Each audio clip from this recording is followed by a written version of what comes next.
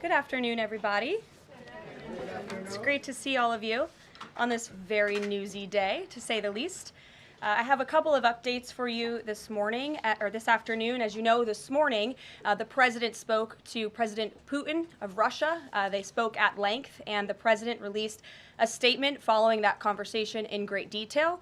I can also confirm that the president just recently got off the phone with President Zelensky of Ukraine. His truth is as follows. I just spoke to President Zelensky of Ukraine.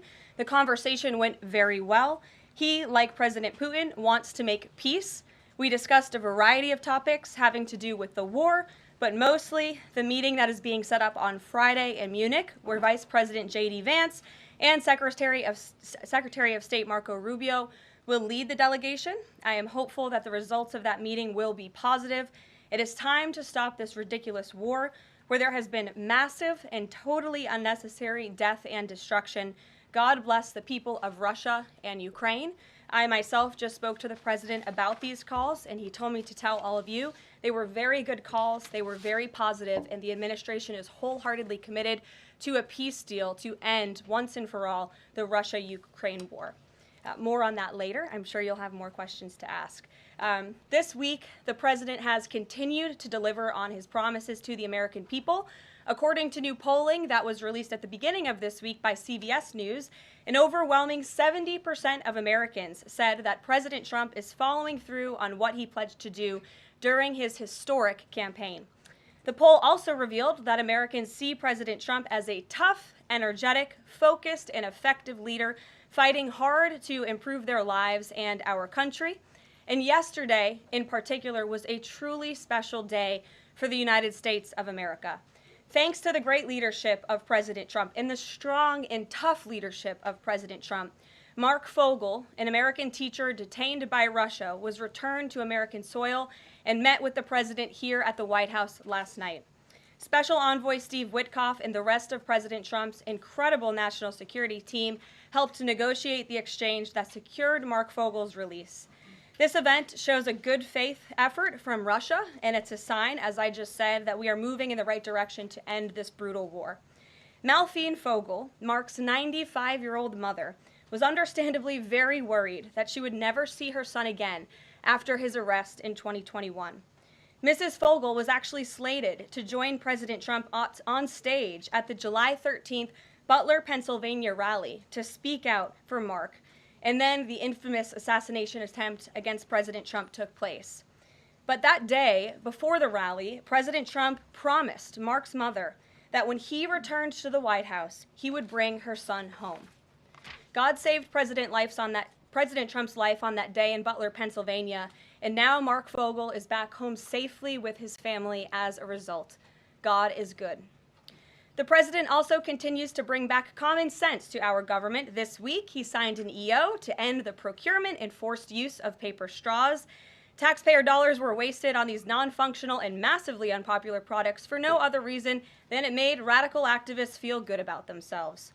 And on trade, President Trump continues to take bold action to protect America's critical steel and aluminum industries, much like he did in his first term. And the president signed proclamations to close existing loopholes and exemptions to restore a true 25% tariff on steel and elevate the tariff on aluminum to 25% as well. This administration believes these tariffs will protect our national security and put American workers first. And in the Oval Office yesterday with Elon Musk, President Trump took further action to make our federal government more efficient and effective. He signed an EO implementing the DOGE Workforce Optimization Initiative.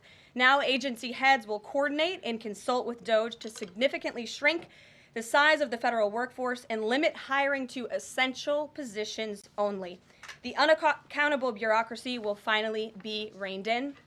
On another important matter this morning, Senate Republicans continued to confirm President Trump's exceptionally qualified nominees, most recently Director of National Intelligence Tulsi Gabbard, who will be joining us later at the White House for her swearing-in ceremony. It's imperative that the remainder of the president's cabinet nominees are confirmed as quickly as possible. On another important matter this week, illegal alien criminals continue to be arrested and sent home as part of the ongoing mass deportation effort of the Trump administration. Just this week, 2 planes with 190 Venezuelan illegal aliens arrived in the Venezuelan capital from Fort Bliss, Texas.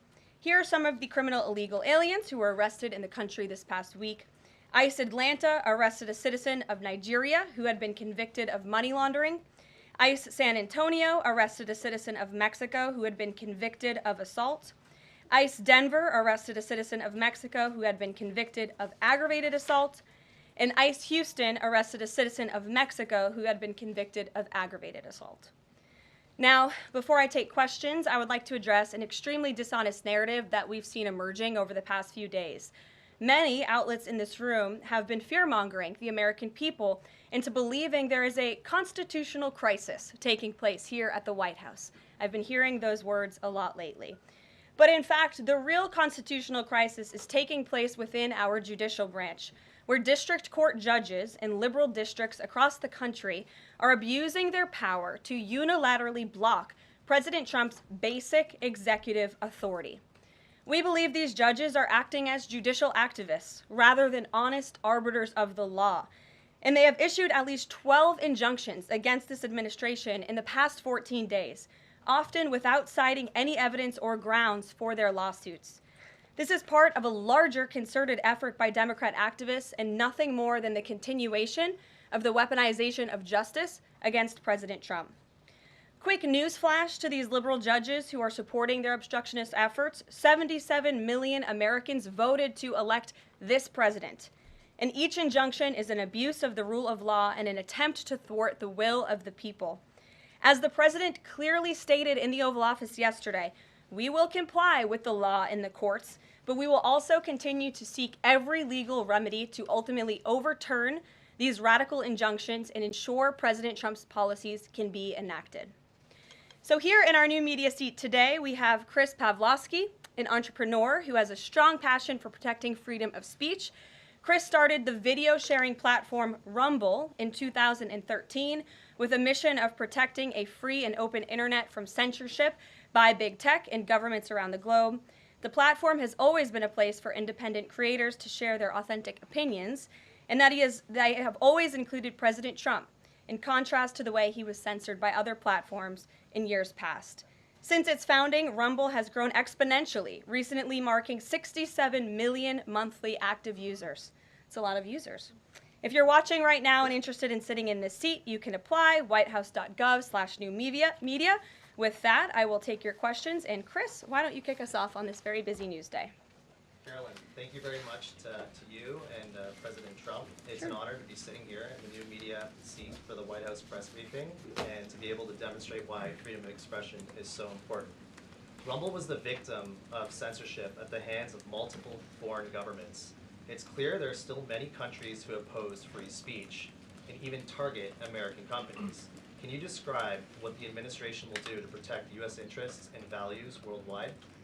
Sure. Well, thanks for the very important question. And I think that free speech and ending censorship, both here at home and also abroad, is an important part of President Trump's agenda. I think first, President Trump has led by example on this front as the leader of the free world, the president of the United States, with his show of access and transparency on a daily basis. The president takes questions from all of you almost every single day and really reveals what he's thinking and feeling, and I think that serves as a great example to the rest of the world.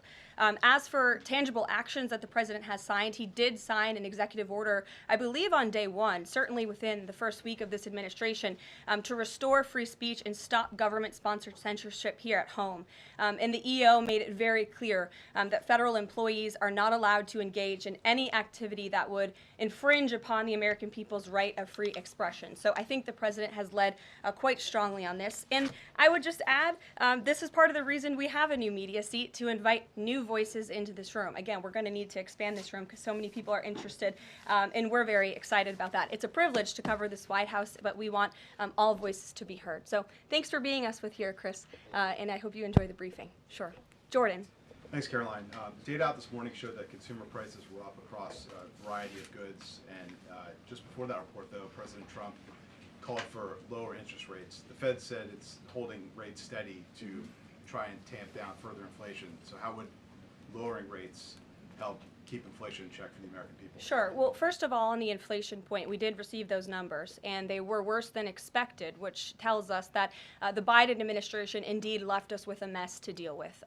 It's far worse than I think anybody anticipated, because unfortunately the previous administration was not transparent in where the economy truly was. We know people at this very podium told the American people that inflation was transitory and that it would go away. That was not the case. And now the last report of the Biden administration, as revealed today, shows that inflation is still about 4.5% higher over the past 3 months. This is an indictment on the Biden administration's mismanagement of the inflation crisis and their lack of transparency in addressing it. As for tackling inflation and interest rates, the president has made his position on this very clear. He wants interest rates to be lower, he wants inflation to be lower, and he believes that the whole of government economic approach that this administration is taking will result in lower inflation. I have said that from this podium many times. The president had record low interest rates and inflation rates in his first term. He believes that the economy can handle it and withstand it.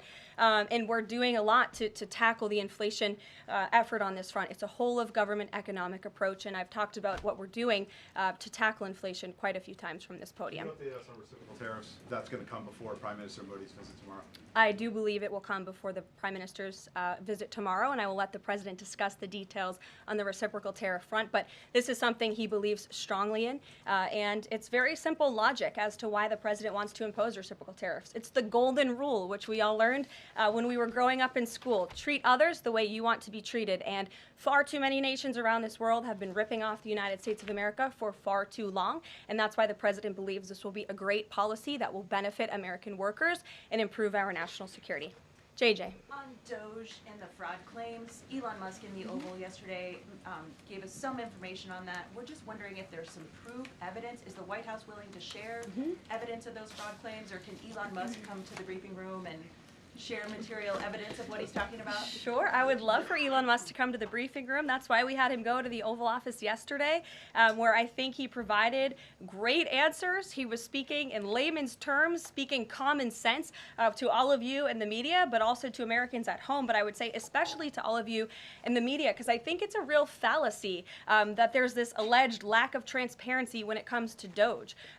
President Trump and Elon Musk have been incredibly transparent on what Doge is doing. There is an X account with the Doge handle. They are tweeting out what they are doing on a daily basis. They have a website where they are posting the receipts of the contracts that they are reviewing and the payments that they have stopped from going out the door. The secretaries of our departments have stopped from going out the door. And I would also say that before it was Elon Musk making our government efficient and accountable, it was some unnamed bureaucrat that none of you knew.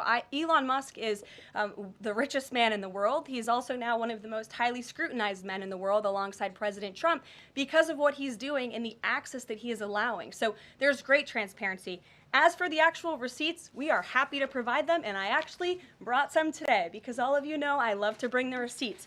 We have contracts upon contracts that we can send and provide this information to you. Let me be very clear. We are not trying to hide anything. We have been incredibly transparent, and we will continue to be. These are screenshots of contracts that Doge found across our government. This is a DEI contract, $36,000 for U.S. citizenship and immigration services. That is against the president's policies and his America First agenda. This is a $3.4 million contract, a Council for Inclusive Innovation at the U.S. Patent and Trademark Office, Department of Commerce, another DEI contract that Doge identified. I can continue to go through these. Oh, I love this one, $57,000 for climate change in Sri Lanka. What is this doing to continue the interests of the American people? Absolutely nothing. These are the line items across the federal government that Doge is identifying daily. They're moving very fast. There's a lot of paper that we can show you, but we're happy to do it.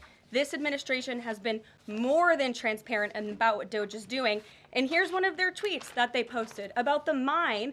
I believe this is in Pennsylvania, where the federal employee retirement system is being processed. Did anybody know this was even happening in our country before Elon Musk talked about it in the Oval Office yesterday? A lot of Americans didn't. So we are providing transparency and accessibility on a daily basis when it comes to Doge. And I also have a Doge Daily Report, if anybody would like it, on all of the things that they are identifying and finding. We're happy to provide this information to you. We're talking about it every single day. Are all those things you just mentioned fraud, or are they waste, or are they just contrary to the president's policies? I would argue that all of these things are fraudulent, they are wasteful, and they are an abuse of the American taxpayer's dollar. This is not what the government should be spending money on. It's contrary to the president's priorities and agenda.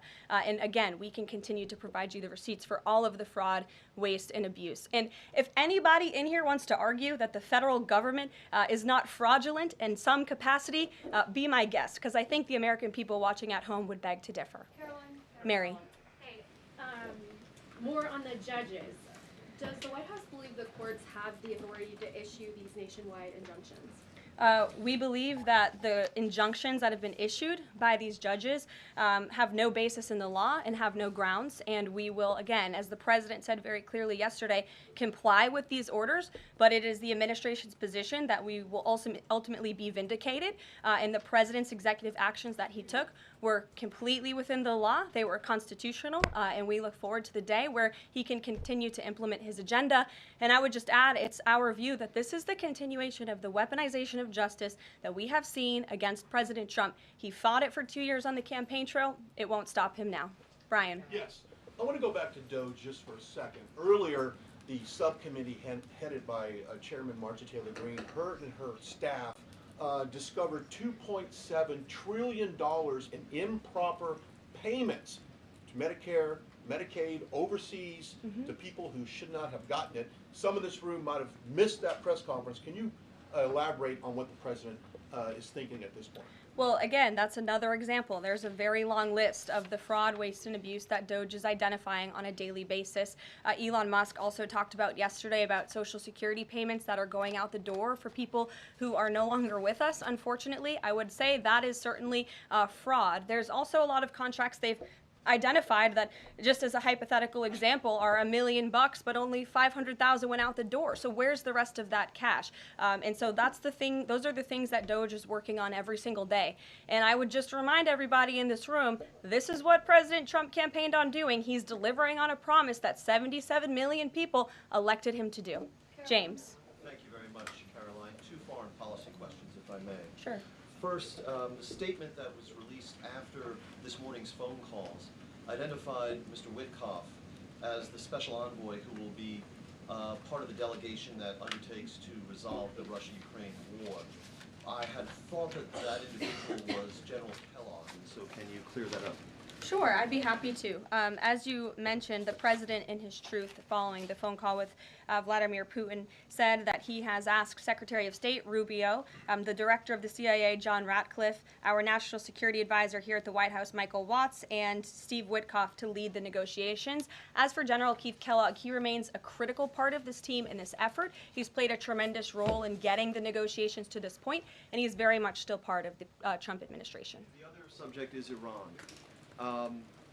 I took note of President Trump's comments in his Super Bowl interview with our colleague Brett Baer to the effect that he wants to do a deal with Iran. However, that interview appeared after the supreme leader of Iran, the Ayatollah Ali Khamenei, had already ruled out any additional negotiations with the United States. So kind of a two-part question. A, what gives the president any confidence that Iran will come to the table? And B, more fundamentally, why is the president interested in doing a deal with Iran instead of doing everything he can, perhaps short of U.S. military intervention, to try and hasten the end of what many of his own supporters regard as an evil regime? Well, the president has made it very clear that he will never allow Iran to have nuclear capabilities. That is a red line that he has drawn, and he will not allow that to happen. But you asked why President Trump wants to make a deal. I would remind you, he's the master of the art of the deal. He is America's deal maker in chief. He leads from a position of securing peace through strength. And I think time and time again already, in just 4 weeks, we have seen the president being able to negotiate successful deals with our partners, our adversaries all around this world.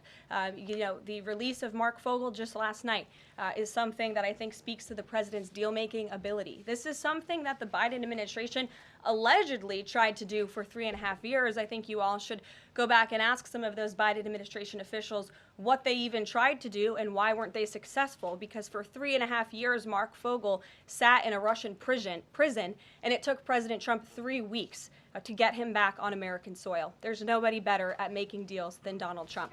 Phil Wegman. Thank you. Two foreign policy questions. Ukrainian President Zelensky has said after the war that he wants NATO membership or nuclear weapons. We heard Defense Secretary Hegseth say that NATO membership was unrealistic. What's the president's view on the other option, on a nuclear Ukraine? I have not talked to President Trump about Ukraine's NATO membership or their nuclear capabilities. I would leave it to him to discuss. But I will tell you again that Secretary Rubio and also the Vice President, J.D. Vance, will be meeting directly with President Zelensky in Munich on Friday, and I'm sure they will provide a readout of that conversation and that discussion. And then the second question, given that this administration has called on Europe to take more responsibility for their own defense, I'm wondering, will the EU or any other European nation other than Ukraine be involved in these peace talks? I don't have any European nations who are involved currently to read out for you. Certainly, the president has employed a very strong team or deployed a very strong team to continue these negotiations. And the fact that he was on the phone with both President Putin and President Zelensky today shows that he's very much involved in this effort as well. And then just a follow-up, I guess. Sure. Should we expect the president to negotiate in person with Zelensky and Putin? I don't have anything to read out on that for you today. Maggie, good to see you. Thanks for taking the question. You talked about the transparency with Doge and Elon Musk's press availability yesterday. There is a conflict of interest law in place that says that people who have personal interests can't interact with government entities that could touch on those. Has President Trump signed a waiver for Elon Musk? Does such a thing exist? If it does, will you guys release it in the interest of transparency that he's committed to? I have not seen the law that you are referring to. What I can tell you is that Elon Musk, as I've confirmed before, is a special government employee. He is filing the proper financial disclosure, and he is complying with all applicable federal laws. As you also heard, Elon address this directly yesterday in the alleged conflict of interest, and he said everything he's doing is very public, and if you all perceive a conflict of interest, you're welcome to bring that up. And as the president said, if he feels like Elon is engaging in something that's a conflict of interest, he will tell Elon not to do that. And Elon also said yesterday that before he moves forward with anything, he consults with the President of the United States. So we're very confident with the ethics and the guardrails that have been put in place here. Caitlin. Thanks, Caroline. I have a few things for you, but on the commitment by President Trump, he said that he and President Putin agreed to visit each other's respective nations. Are there any preconditions that President Trump has that President Putin must do before he goes and meets with him, withdrawing some forces, withdrawing all forces, anything like that? Not that I'm aware of. That doesn't mean they don't exist, but I was just talking with the president in our national security team. I wasn't made aware of any conditions, but if they exist, I'm happy to provide those. And on the president himself, he styles himself as this master negotiator. He is now deploying these negotiations, saying that they start immediately. We did hear from the Defense Secretary, Pete Hegseth, today saying that NATO membership is not realistic for Ukraine, and neither is returning to pre-2014 borders. Aren't they giving away bargaining chips before these negotiations have even started? Again, I haven't talked to the president about Ukraine's NATO membership, and he appointed several individuals to negotiate on his behalf. He's directly involved in these negotiations as well, and I'm sure if you ask him that question in the near future, when you're able to, he'll give you an answer. I just don't want to get ahead of him on it. And final thing for you, which White House official made the decision to bar the AP reporter from the Oval Office and the diplomatic reception room last night? Well, first of all, let me just set the record straight. It is a privilege to cover this White House. It's a privilege to be the White House press secretary. And nobody has the right to go into the Oval Office and ask the President of the United States questions. That's an invitation that is given. And there are hundreds of outlets on this campus, many of you in this room who don't have the privilege of being part of that pool every single day and getting to ask the President questions. We reserve the right to decide who gets to go into the Oval Office, and you all have credentials to be here, including the Associated Press, who is in this briefing room today. But isn't it retaliatory in nature is the argument, because there's a reason that the AP was barred, which they said was because they're not using the phrase Gulf of America, they're using Gulf of Mexico in line with their standards. And so the question here is this setting a precedent that this White House will retaliate against reporters who don't use the language that you guys believe reporters should use? And how does that align with the First Amendment commitment that you were just talking about? I was very upfront in my briefing on day one that if we feel that there are lies being pushed by outlets in this room, we are going to hold those lies accountable. And it is a fact that the body of water off the coast of Louisiana is called the Gulf of America. And I'm not sure why news outlets don't want to call it that, but that is what it is. The Secretary of Interior has made that the official designation in the Geographical Identification Name Server. And Apple has recognized that, Google has recognized that, pretty much every other outlet in this room has recognized that body of water as the Gulf of America, and it's very important to this administration that we get that right, not just for people here at home, but also for the rest of the world. Sure. Thank you, Karoline. The prisoner exchange with Russia coming at the same time as the president is now announcing negotiations to end the war in Ukraine.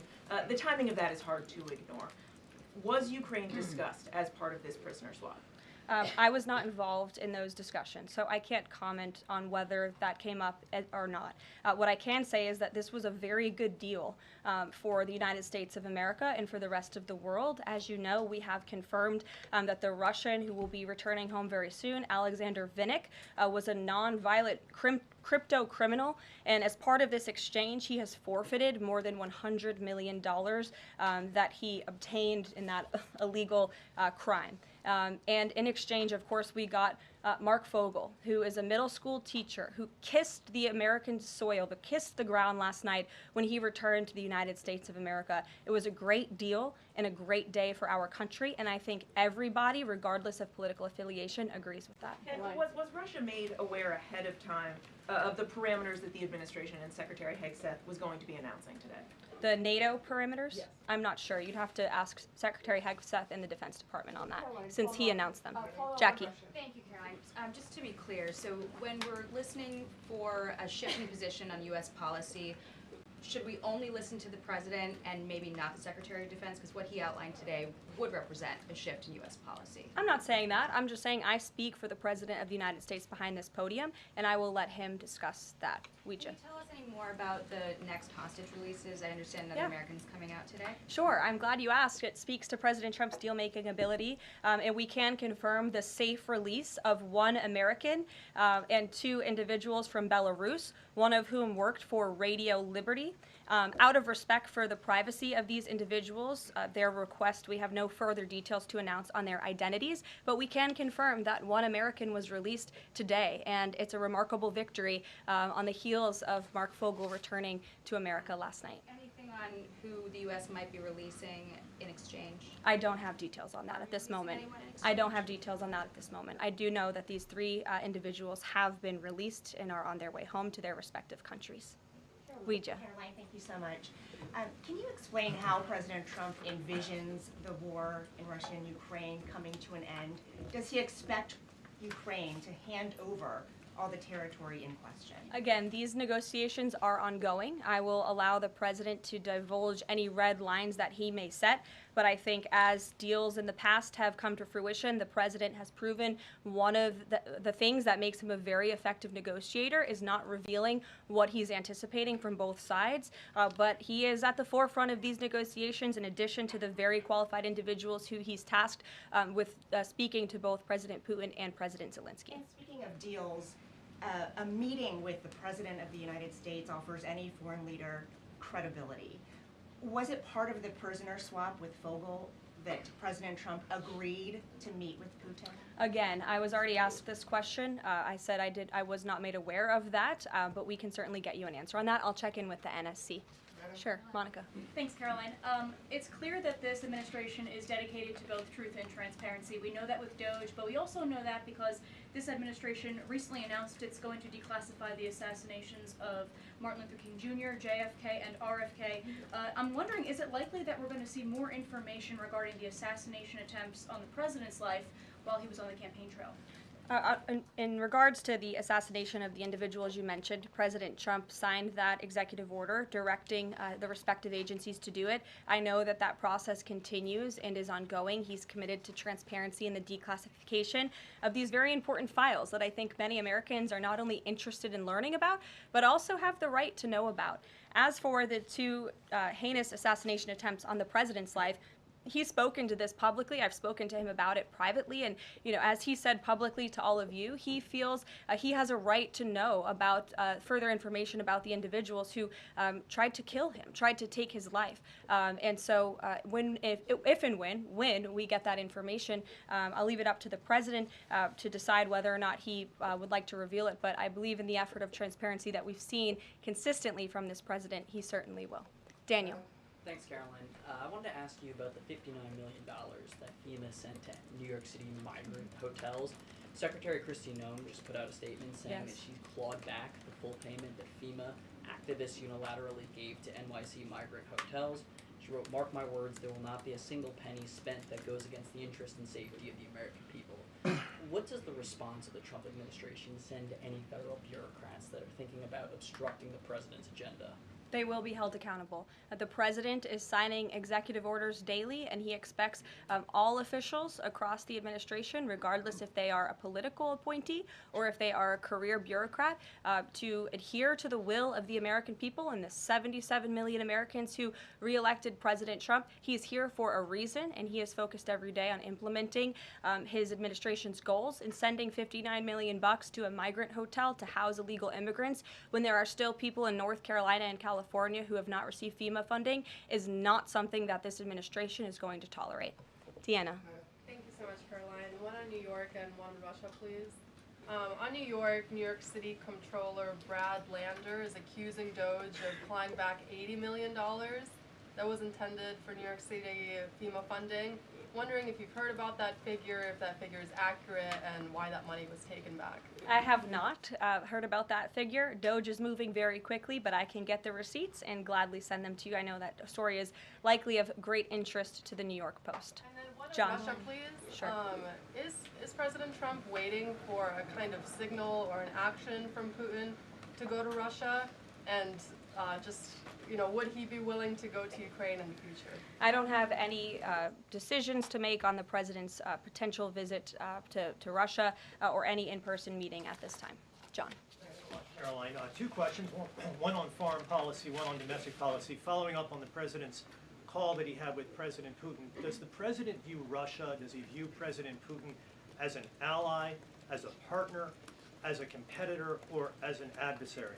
I believe this nation views Putin and Russia as a great competitor in the region, at times an adversary, but as the president has said as well, he enjoys having good diplomatic relationships with leaders around the world, finding that common ground, also calling them out when they are wrong, and leading from a position of peace through strength. That's the president's greatest strength, and we've seen that again, time and time again. And then, as you pointed out in your statement regarding the confirmation of Tulsi Gabbard, there was one Republican who voted against the nomination of Tulsi Gabbard. It was Senator Mitch McConnell. Similarly, how does the administration view Senator McConnell? Can he be a partner in the president's legislative agenda? Are you disappointed that he voted against not only Tulsi Gabbard, but also Pete Hegseth to be the defense secretary? I think we're greatly disappointed in any Republican who chooses willfully to vote against the president's exceptionally qualified cabinet nominees and picks to lead his America First administration. Not a single Democrat swayed from voting against President Biden's nominees, and we know how many of them turned out. They turned out to be atrocious at their jobs, leaving America much worse than they were when they took the oath of office. And so I've said it repeatedly from this podium. I addressed it at the beginning of my remarks. We expect all Republicans to vote, to stay tough and strong, vote for President Trump's nominees so we can get to work and continue to work very hard to implement this president's agenda. Sure. Thank you, Caroline. On South Korea is currently in a chaotic situation.